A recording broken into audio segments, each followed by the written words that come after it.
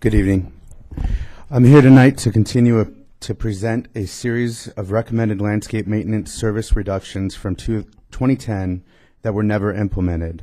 Next, there are 5 key reasons to reduce maintenance. Areas maintained without the proper easement at the county are considered a gift of public funds and are illegal.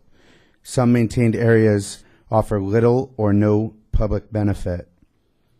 I'd like to make a record with the clerk tonight that the City of Yorba continues to maintain landscaping on private property without the proper legal easement and in some cases of no public benefit. And of course, the current unprecedented water drought resulting in mandatory reductions. And then you have insufficient capital reserves and limited staff resources. Next. And of course, the $1.5 million annual deficit. Next. Here's a 2010 map of the landscape district. I'll be focusing on the area in Bryant Ranch, shaded in blue. Next. Here's a map that outlines the staff's recommended service reductions in red from 2010. Again, very few of them were ever implemented. Next. Let's start in Zone L1A. Next. This is up on Foxtail. Staff recommended vacating the area circled in red. There is no easement on the section on the left, which is part of the state park, and there is no public benefit on the property behind the home. The property to the right of the home is owned in fee by the city. Next. Here's a picture of the slope. You can see the property behind it is in a natural state. Next. This is Via Lomas, just east of Box Canyon Park. Again, no easement. It is property of the state park, and there are deed restrictions that prohibit non-native plants and watering. Next. There's a picture of the slope. Again, you can see the natural property behind it. Next.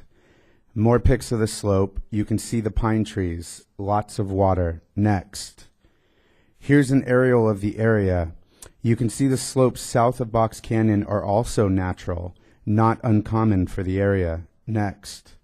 Zone L1B. L1B is in a deficit. Next. Here's a slope behind Carrot Court. No easement, no public benefit, lots of water.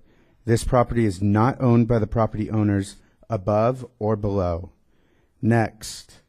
Some pics of the slope. Next. Lots of water. Next. Here's a slope behind Picasso. No public benefit. There's a native canyon right behind it. Next. Lots of water. Next. Next. Next. Zone L1C. Next. Brush Canyon up against the railroad tracks. Next. Pictures of the trees and lots of water. Next. The only people that see this area are the Amtrak passengers. Next. This is a slope behind Christopher Drive, owned by La Terraza HOA above the slope. No public benefit, lots of water. Next. There's a picture up slope.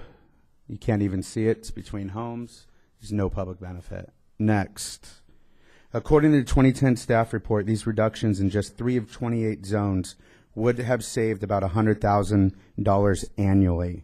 I've now presented in total 6 of 28 zones for a total savings of over $200,000 annually and significant water savings. If this council would choose to get ahead of this issue, you could actually minimize the impact of the mandated 36% water reduction on residents, businesses, and churches. Again, it takes only one council member to put the maintenance reduction plan on the agenda. And lastly, I attended the landscape committee meeting last week, and they are not dealing with these recommendations in detail. There's one slide on their upcoming presentation that discusses a general overview of them. That was brought up after I had left the meeting. I thought I'd bring that up. It's time for someone to step up and take care of this. Thank you. Thank you, Mr. Jackson.